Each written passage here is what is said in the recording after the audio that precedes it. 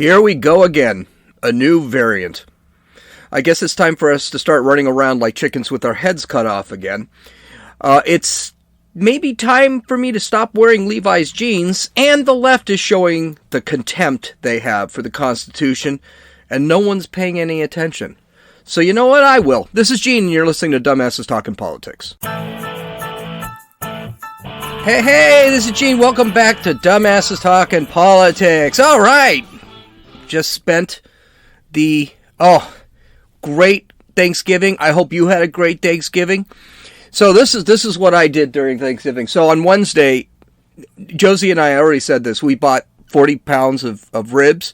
Well, in Mexico, Josie's brother doesn't have an oven. So I had to cook the ribs on Wednesday. So I get up early Wednesday. I do the podcast. If you remember, I almost didn't do it. I go to her place at about 10 a.m., 11 a.m., somewhere around there. And then I soak the ribs in barbecue sauce. So I do that. So about 6 hours. I let the ribs just sit in barbecue sauce. So around 6 o'clock, I sit back and then I start cooking them. Now, Josie's stove is not huge, so I couldn't fit all 40 pounds. So I had to do two rotations. So I went in there, stuck those ribs in there, cooked them for 2.5 hours each, finished around 12 o'clock. Then we get up at 5 o'clock in the morning, traveled 4 hours to Mexico. No issues with coming in, getting out. They didn't ask us for COVID cards or anything like that. I mean, they did search us for drugs and stuff like that. Well, that was weird. I've never seen that before. I mean, they popped us open and everything. We did come back home on Saturday night at midnight, so that probably had something to do with it. But we had a good time over there. There's not a lot to do in San Luis Rey del Colorado, I think it's what it's called. But we had a great time. We had ribs. There was ham. We didn't have turkey. There was ribs, ham. We had stuffing. Stuffing tasted kind of weird. We had a lot of stuff. It was a lot of fun, and we spent some time, drank a lot. It was good times. It was really good times. The worst part of, maybe it wasn't the worst part of it. Could have been the best part of it, worst part of it. My phone, no service. Zero service. Frickin' Verizon. I got down there, not a lick of service on my phone. Now, I'm thinking it's my phone because my tablet's through Verizon and it was working fine. But not a lick of service on my phone. So I basically went 3.5 days without any phones. I couldn't make phone calls. I couldn't make texts. I couldn't look at the news. And you know what? That was okay. The only thing I wish I had brought a jacket. It was cold. I had to buy a jacket, but over there, it costs, it's 20 pesos to the dollar, so it costs like $4 to buy a jacket down there. But that was good. Okay, so let's get to the news. I hope you guys had a great holiday. I read the Washington Post and the New York Times, and of course they were bashing the holiday. If it wasn't for the fact the holiday's over, I would have read some of these opinion pieces. As December comes about, I'm sure I'm going to read a lot of opinion pieces smashing Christmas. We'll do that. I'm probably going to do a video cast on a commercial I just saw, but we'll get to that. All right, so here we go again. We got another variant, another China virus variant. Yay! You know what? This is never going to end. There's always going to be a China virus variant. So I don't know. This is something like the 9th or 10th, and I'm not kidding. It is up there, up to 9 or 10. A few of the variants were not really heavy. This variant is called Omicron. Kind of a strange variant. It was found in South Africa earlier this month. I've looked up the variant. So basically from the World Health Organization website, and here's some of the things that the website actually says if you want If you want to go to Dumbasses Talking Politics, there's the website. They really don't say too much. So here, and this is from their website. So the TAG-VE was convened on 26 November 2021. That's just an organization or a committee that sits there, and to assess the SARS-CoV-2 variant B.1.1.529. All right.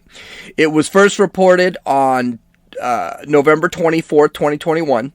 Preliminary evidence suggests an increased risk of reinfection with this variant as compared with other VOX. In other words, as this virus is mutating, it's just becoming more transmissible. All right, that's not a bad thing. It's the cold is transmissible. That's a virus. You can't do anything with that one. Current SARS-CoV-2 PCR diagnostics continue to detect the variant, which means if you go get your nasal swabs, that's still going to work. As such, countries are asking to do the following. Now, this is what they recommend. Enhanced surveillance and sequencing efforts better understand the circulating SARS-CoV-2 variants. In other words, keep testing. And then see how many people actually have this variant. Submit complete genome sequences and associated metadata to publicly available database such as GISAID. So in other words, you find that variant, report it, just like they did with Delta. Report initial cases clusters associated with the BOC. In other words, do tracing. Where capacity exists in coordination with international community, perform field investigations and laboratory assessments to improve the understanding of potential impacts. Okay, in other words, they're looking for severity, they're looking for effectiveness on social measures like masking, diagnostics, immunity, people who may be immune. They want antibody research, relevant statistics that they can use to determine some of this stuff. Other things it says, individuals are reminded to take measures to reduce their risk of COVID, including proven public health and social measures such as wearing well-fitted masks. Actually, that's never been proven. There is, as a matter of fact, there have only been 2 studies, one from Vietnam and one out of somewhere in Northern Europe, I want to say Holland, that says that masks really don't do anything. Hand hygiene, physical distancing, improving ventilation of indoor spaces, avoiding crowded spaces, and getting vaccinated. In other words, they're not telling you to do anything different than they were telling you to do before. They include references to follow. Both references are the point to the rules for the previous variants, including Delta. There's nothing new about this. We don't know anything about this variant. The WHO knows nothing about this variant. Anthony Fauci knows nothing about... Well, Anthony Fauci knows nothing about anything, except you can probably catch it easier. That's all we really know. In other words, this thing is the flu. It's a cold. Now, one person that does know something about this variant is a Dr. Angelique Coetzee, a member of the South African Medical Association, who was the one that actually reported this new variant back on November 18th. She saw that it was the China virus, but it did not behave in the same way as the other variants, including Delta. But she does have tidbits of information. Let's listen to what she had to say. Looking at the mildness of the symptoms that we are seeing, currently there's no reason for panicking, as we don't see severely ill patients. I also checked with the hospitals, some of the hospitals in my area, and one of the biggest hospitals, they only have one patient currently that's COVID positive on a ventilator, and they don't even know whether it's COVID, it's Delta, or whether it is Omicron related. We acknowledge that it might change going forward. But the hype that's been created currently out there in the media and worldwide doesn't correlate with the clinical picture. And it doesn't warrant to just cut us off from any traveling and ban South Africa as if we are the villains in the whole process. It should not be like that. In other words, people are getting a case of the mild flu.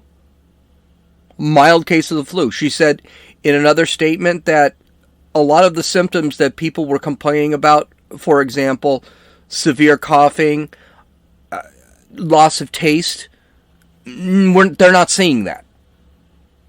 So, and by the way, as a virus matures, as it starts changing, mutating, they typically become less deadly. I had to look this up to make absolutely sure I wasn't spreading misinformation, but it's true. The virus is designed that way. It doesn't want to kill the host. It's designed to spread. And if it kills the host, it won't spread. It wants the organism to live so the organism can go someplace else and spread the virus to another organism. All viruses do this. Now, there are severe hemorrhagic viruses like Ebola, right? Those things actually they survive by tearing apart your internal organs. A coronavirus is a respiratory virus, so it basically attacks the lungs, ears, nose, and throat. But for the most part, this virus wants to stay alive. It's not going to kill the host. So one of the things she does, and she continues, she says, what we have to worry about now is that older, unvaccinated people are infected with the new variant, and if they are not vaccinated, we are going to see people with a severe form of the disease. In other words, what was happening before? And we're even seeing that these vaccines are working with this variant.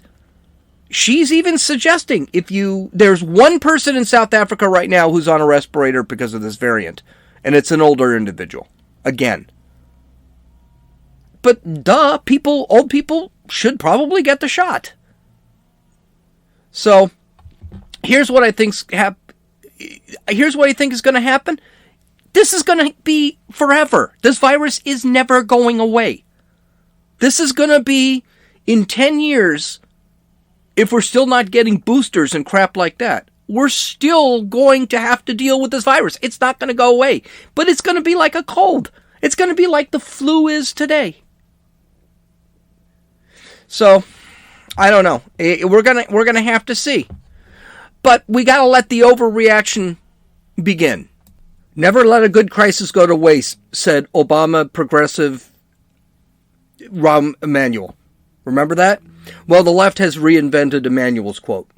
Make a non-crisis into a crisis so we can never let a good crisis go to waste.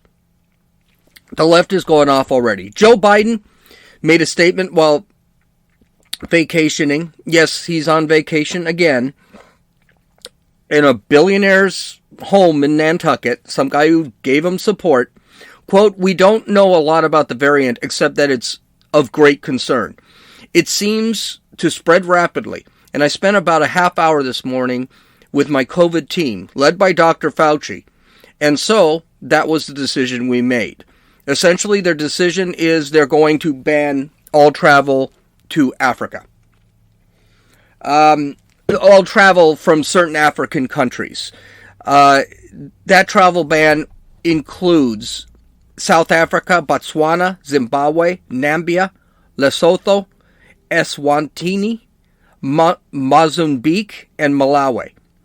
Something that got a lot of attention on social media since Biden and Kamala. The ban got a lot of attention on social media because Biden and Kamala called Trump a racist for banning travel anywhere from China, where the virus actually started. What they called him nothing but a racist. And then they go out and they do the exact same thing that Trump did. But they're considered progressive and trying to save the country and helping the world. What a bunch of tools these people are. That media is so bad. So a couple things about his statement, though, is we don't know a lot about the variant except it's a great concern. If you don't know a lot about the variant, why are you being concerned? Now, you already heard the doctor, the head of medicine in South Africa said, Yeah, not so bad. So why is it a great concern? And here's the thing. It's not spreading rapidly in South Africa. So why is it a great concern? And one person has, I think it's less than 100, I think it's 100 people that have it in South Africa, the new variant in South Africa. So it's not wildly spreading. And a lot of people are saying with this travel ban, this might not really make any difference. It's probably already here. It's probably all through Europe. It's probably in the United States. There's no reason to do this. And finally, Dr. Fauci. Why does Biden continue to put Dr. Fauci in there? The guy has been wrong about everything. He's been lying about everything. He probably funded the research that made the virus in the first place. Why does anybody keep listening to this guy? But that's not all. New York Governor Kathy Hochul signed an executive order declaring a, quote, disaster emergency in the state of New York in anticipation of winter COVID-19 case increases, especially with this new virus variant. She's basically preparing to shut down the state again. And why is she doing that? Let's call it what it is. At this point, it's control. It's nothing but control. She declared that all elective surgeries are to be canceled immediately. Yeah, here we go. Israel is shutting down their borders, even though they are 90% vaccinated. As a matter of fact, they're the highest vaccinated percentage in the world. I just listened to, no, never mind. Great Britain is re-implementing mask mandates. So here we go again. 15 days to slow the spread. It's been almost 2 years.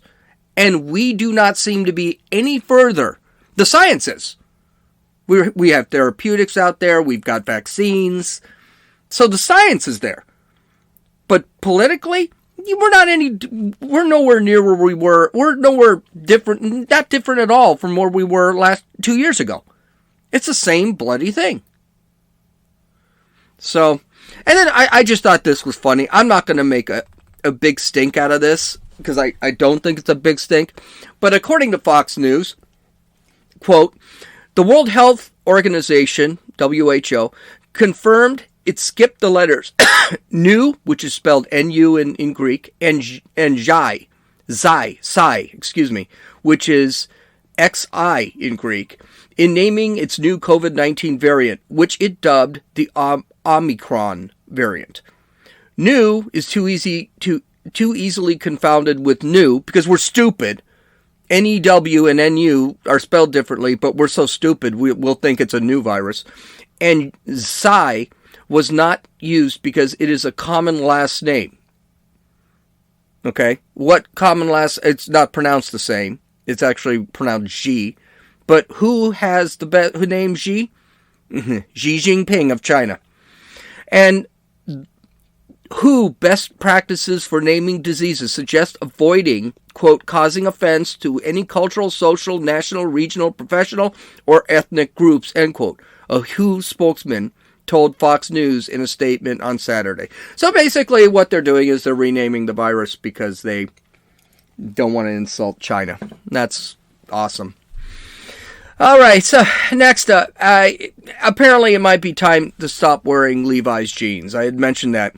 After the Kyle Rittenhouse verdict, and he was found innocent, Levi Strauss had hired a trauma specialist because they thought that some of the employees might suffer PTSD or something from the thought that a convicted child raping pedophile was killed in an attack and the guy who killed him didn't get the death penalty or something.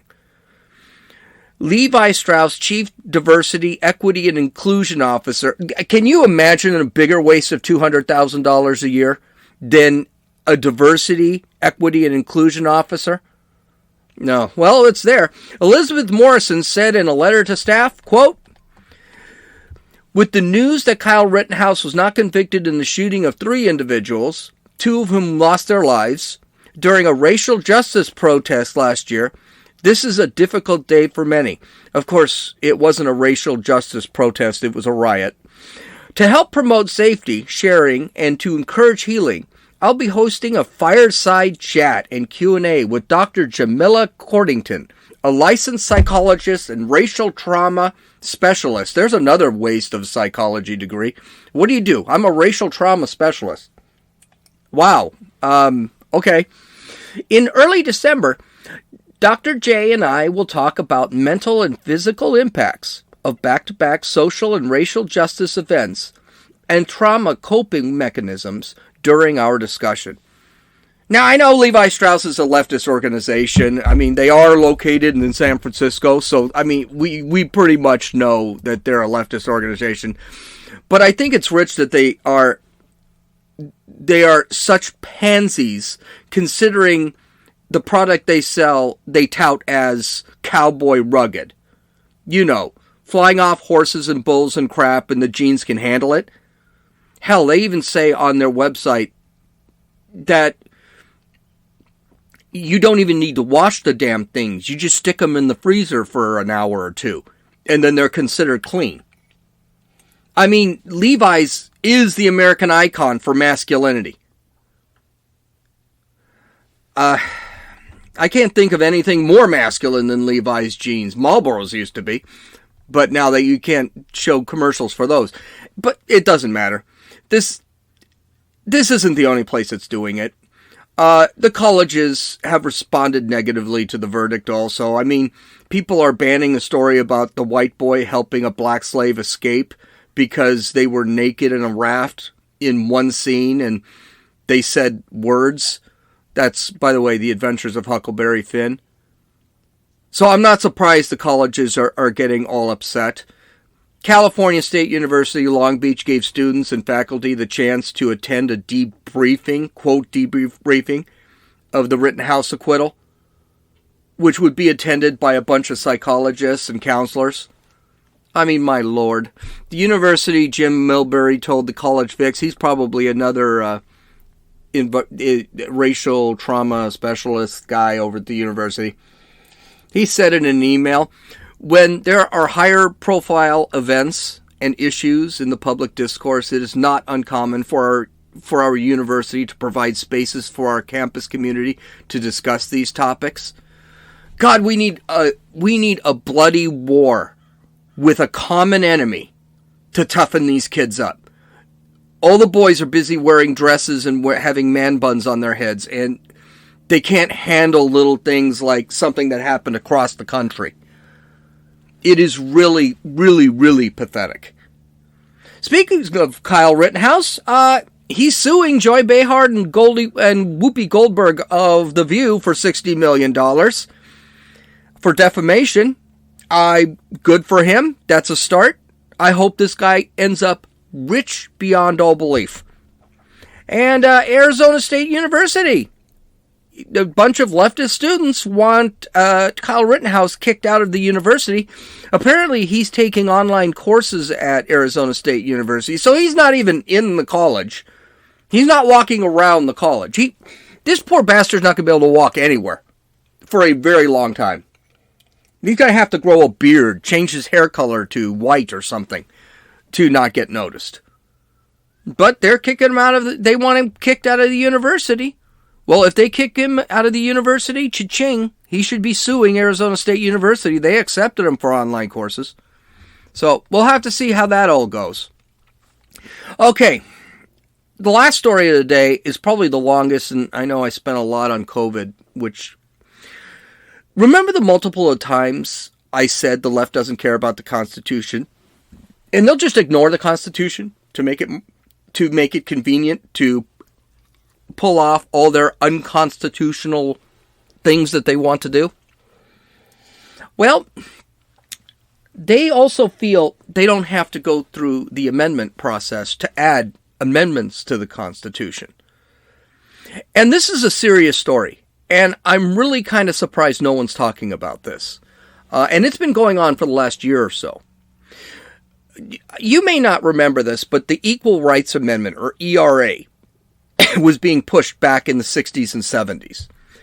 It never became an amendment, though it was very close. And time expired. It actually expired to make an amendment. So just kind of disappeared. So let's go over the story of the ERA. I had to look a lot of this up because I was actually a kid when the ERA finally disappeared. It disappeared in about the 80s. So let's go over the timeline for the ERA. At the time, it was a benign-sounding Nixon-era amendment that concealed an unpopular feminist agenda. Critics say it would have eroded the legal protections of women and create constitutional rights for abortion, just as the Supreme Court was worried that, just as people were worried that Roe versus Wade was going to be overturned. Now, Roe versus Wade, they were worried about that being overturned way back because it was such a weakly developed case. The precedence is really bad. So they were trying to sneak in through the ERA, the 28th Amendment or something, whatever it was going to be. They were trying to sneak this in to make abortion constitutional. By the way, slavery was constitutional too. So eventually they could have done that. 27th Amendment, excuse me. Eventually that would have probably happened, but if they decide to stick the ERA in there, it would probably be overturned when we got our sense. So they tried to make this the 27th Amendment in 1972. Article 5 of the Constitution requires the following. It requires 3/4 of 2/3 of Congress to pass. So it has to go 66% of Congress. That includes the House and the Senate have to pass it. And then 3/4 of the state, which is 38 states, have to pass it. And then it becomes an amendment to the United States. There were three people that championed this. Representative Bella Abzug, Gloria Steinem, of course, she's a lawyer. If you don't remember her, she's still out there being miserable. And Betty Friedan. They passed it. They were able to get it passed in 1971 through the House of Representatives, and they cleared the Senate in 1972. So they already had two parts. The legislation they passed contained the time limit. That was a problem. The ERA had to be ratified within 7 years. That's about 1978. The hurdle seemed insignificant. It seemed like it was going to have no problem passing. It got 30 states ratified within a year. 14 of the states within the first month of it passing, because they sold this thing as something it wasn't. 5 more states followed in 1978, right after it passed. Okay, right after the expiration had passed. So what they had decided to do is they did extend the expiration to 1982. So now they were just waiting for 3 more states. Then you have enter a gal named Phyllis Schlafly, a well-educated mother in Illinois. This gal's just a mom. She found a couple of problems with the law. First, the women's exemption from being drafted into the military. She thought you should be able to be drafted into military service. Well, this exempted women from being drafted into the military. I'm sorry, let me say that again. It would eliminate the women's exemption. And she didn't think it was right that women be drafted into military service. Now, we haven't had a draft since the 40s, but still. Separate facilities for showers, restrooms, and college dorms, battered women's shelters, and separate prisons would be eliminated. This was a big one. And federal programs like Title IX, Social Security benefits for women who worked in the home, and WIC programs, which is Women, Infant, and Children's nutritional programs, would all be eliminated. You know, it's amazing. The Senate began to read the amendment, and then in bipartisan fashion, it just amazes me that these guys don't read what they're actually voting for. I mean, they don't do it today, and now the bills are a lot longer. This bill wasn't that long. This bill was a few hundred pages long. Now these bills are 300 pages long, 3,000 pages long. And no one, you expect them to read that? Anyway, so the Senate began to read this bill, and they began to vote on, and it would, in bipartisan fashion, vote on removing certain pieces of text from the bill. And they did that. Now, once they start doing that, they're going to have to restart the entire amendment process. They didn't. So, 5 states saw what this bill actually did. Again, read the bill. And they pulled out of that bill. Those states were Nebraska, Tennessee, Idaho, Kentucky, and South Dakota. They all pulled out. They had initially certified the bill, ratified the bill, and then they saw what the bill did, and they pulled right out. So this thing, it expired in 1982. It disappeared into obscurity. Never thought we'd hear about this damn bill again. Now enter the left. First off, how extreme is this amendment? Ben Johnson of Daily Wire, he wrote, although you have likely not heard much about it in the media, the Democrats recently unveiled a plan to illegally add an element of their radical intersectional data to the text of the Constitution. The controversial amendment could eliminate all laws that recognize biological differences between men and women. It could force taxpayers to fund abortion on demand. Worst yet, their actions come decades after the left tried and failed to convince Americans to adopt the proposed amendment democratically.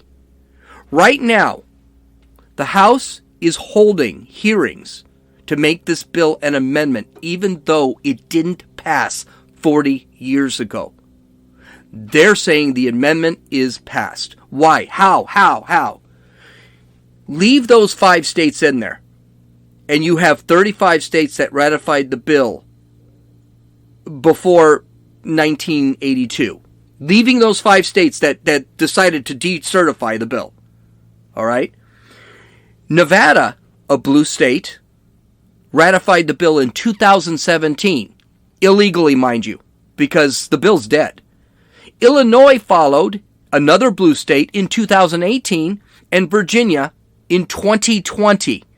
That means, according to them, if we ignore everything, we ignore the 5 states that decertified, and we ignore the expiration, that would make 38 states. Do you see what they're doing here? The DOJ under the Trump administration was petitioned to actually have this bill ratified. But they said they couldn't ratify it.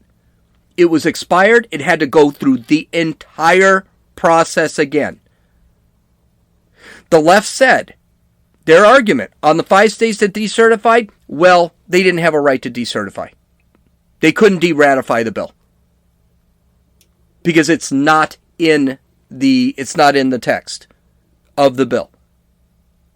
They also argued that the expiration was not in the ERA, it was in the procedure. So therefore, there was no expiration. Okay, couple of problems there. First off, it wasn't in the bill that they couldn't decertify either. So why is it that you can say the expiration is no good because it isn't in the bill, but the bill also says you can't decertify? It doesn't say that in the ERA amendment either. So these states have a legal standing to decertify. The left also tried to sue as early as a couple of years ago to try and force a U.S. judge to put it into the Constitution. In March this year, the U.S. District Court Judge, Rudolph Contreras, who was appointed by Obama, ruled that, quote, ratification deadline in proposing resolution's introduction is just as effective as one in the text of the proposed amendment. In other words, it doesn't matter that the expiration was in the procedural portion of the... It was in the procedural writings of the amendment process. It doesn't need to be in the ERA bill itself. It's irrelevant. It's expired. So they failed. The ERA expired a long time ago. Even Ruth Bader Ginsburg sat back and said that no. She said this in 2020. No, before she died. We cannot just re-implement We cannot just re-implement a process. She said this: how can you disregard states that said we've changed our minds? I would like to see a new beginning for the ERA's ratification. Start it from scratch. Now, Ruth Bader Ginsburg is pro-ERA, but she's also pro-law. So she says, it's expired. People can change their minds. States can change their minds. States have. Because the reality is, if you take those 5 states, the bill can't be ratified. But the left don't need to follow those stinking rules. So they're running this thing in Congress right now. In March, the House passed a resolution from Jackie Speier, who's retired, retroactively, of course, repeating the ERA's 1982 ratification deadline, 222 to 204.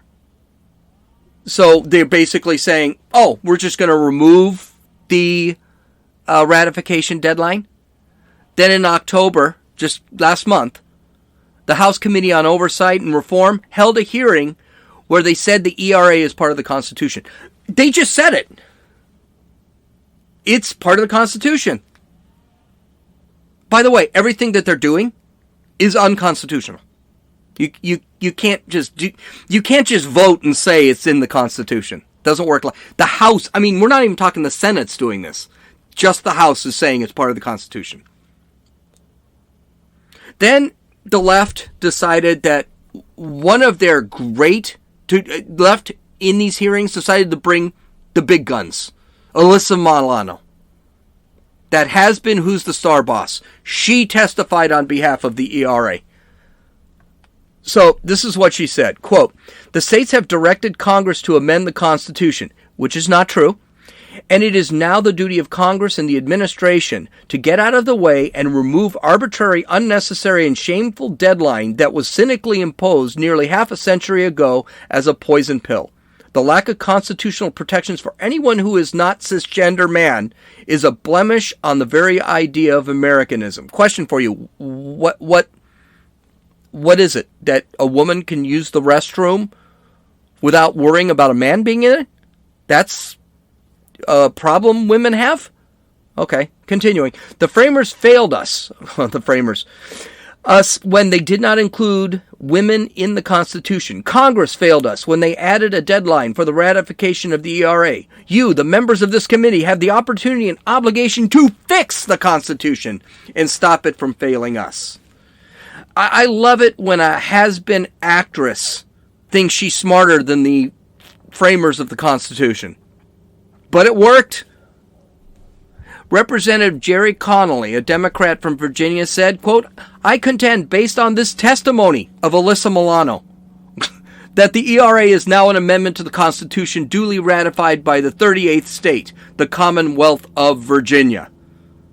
Well, if Jerry and Alyssa say so, then the ERA must be an amendment to the Constitution.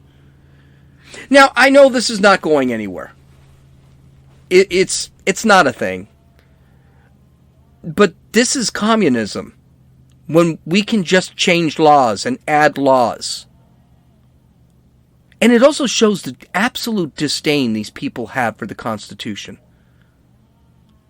Absolute disdain.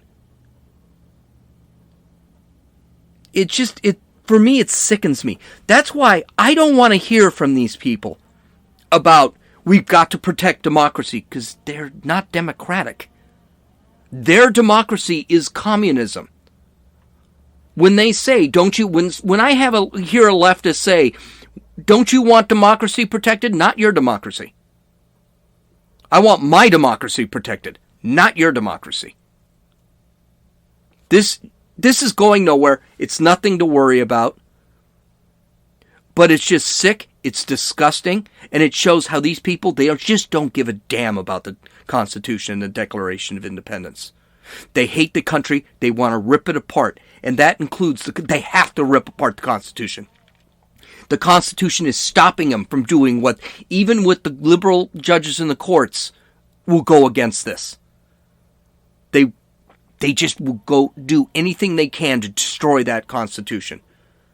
And now, whereas they used to before try and rip it away a little by little. Gun control is an example of that. Let's get rid of fully automatic weapons. Then let's get rid of weapons with shorter barrels. Now let's get rid of maximum high capacity magazines. Now let's get rid of guns. That's how they tear apart the Constitution. When it's very clear in the Constitution about guns, they got to destroy the Constitution. And this is just another attempt. Okay, like I said, I hope you guys had a great Thanksgiving. We'll talk to you tomorrow. Visit my website at dumbassestalkingpolitics.com. Visit Rumble. Type in Dumbasses Talking Politics and take a look at the new video I posted last week. Have a great day. This is Gene, and you've listened to Dumbasses Talking Politics.